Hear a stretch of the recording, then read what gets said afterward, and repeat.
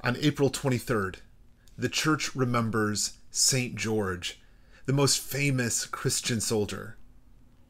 The church set aside the following day, April 24th, for genocide remembrance. This raises the question, what do people of faith do with war? Hi, I'm Drew, and this is Faith 15. Coming up with a singular Christian response to war is a lot harder than any of us think it should be. And the reason is actually pretty simple. The Church Universal has never agreed on one. And the Church particular, all the different individuals with their own sense of faith, have a really complicated relationship to war. Even me, as an Episcopalian, can tell you how complicated just our church's own history with war is. So it's probably best to narrow it down to three separate ideas: pacifism, nationalism, and moralism. Now, for pacifism, one thing to note is that the early church was nearly entirely pacifist. Jesus' earliest and closest followers took seriously Jesus' command to eschew violence and make peace. In the first 3 centuries, there are virtually no known Christians serving in the Roman military. Most of them saw this as splitting loyalty away from God and toward what we might call the state. When Christians were a persecuted minority, pacifism was the dominant position. Then Constantine baptized his army and painted crosses on their shields. Suddenly, Christians became not only the majority, but the authority. And this brings us to nationalism. When Christianity becomes the matter of state, there is no separating the state from the church. So all the methods of the state, including war-making, become intertwined with the church. In this sense, questions of right and wrong, moral judgment, and personal freedom are essentially inconsequential. When the cross is painted on the shield, war becomes a Christian value. When it's on the flag, everything becomes Christian.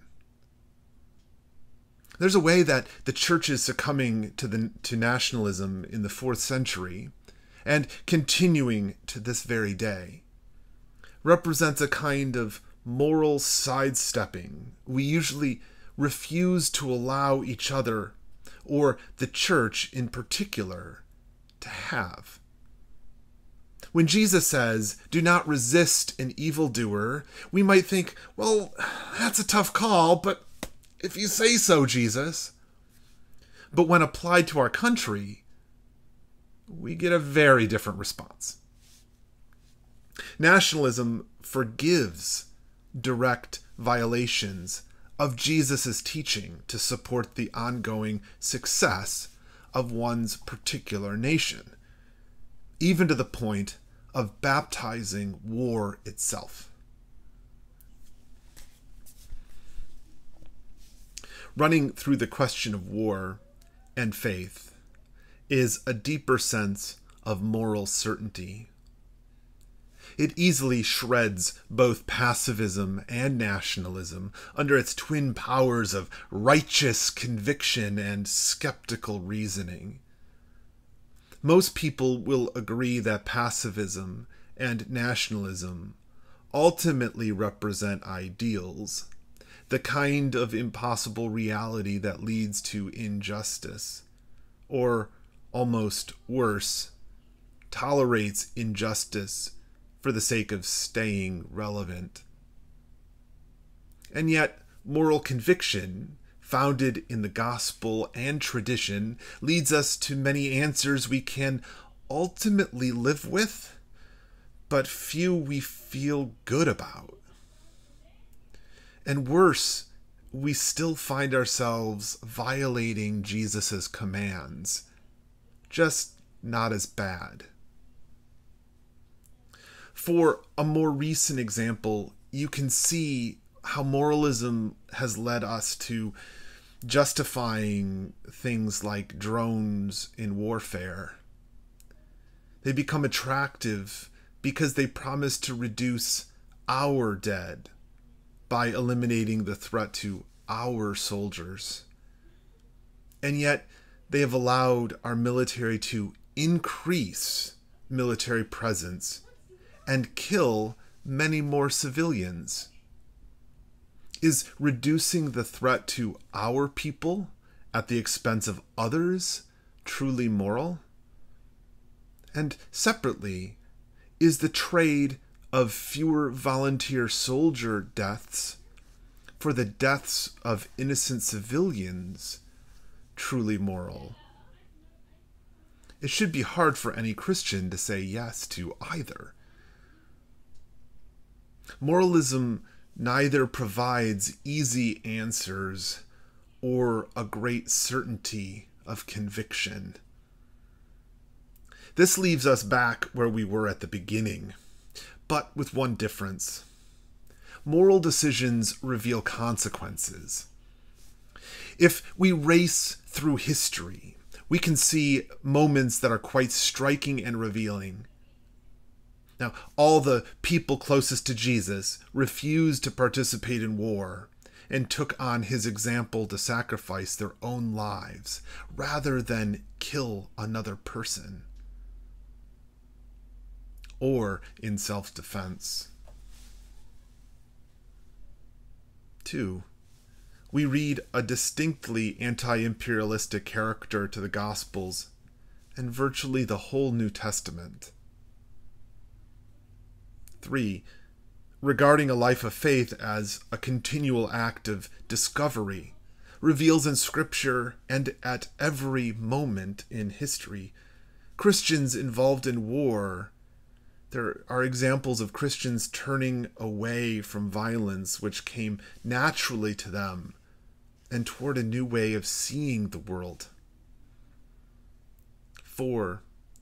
The wedding of the church to Rome and to empires throughout history have been decidedly terrifying times for most people.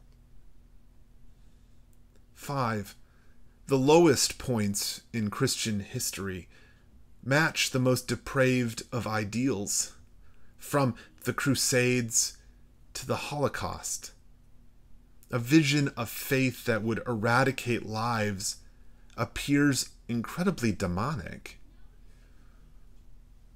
6.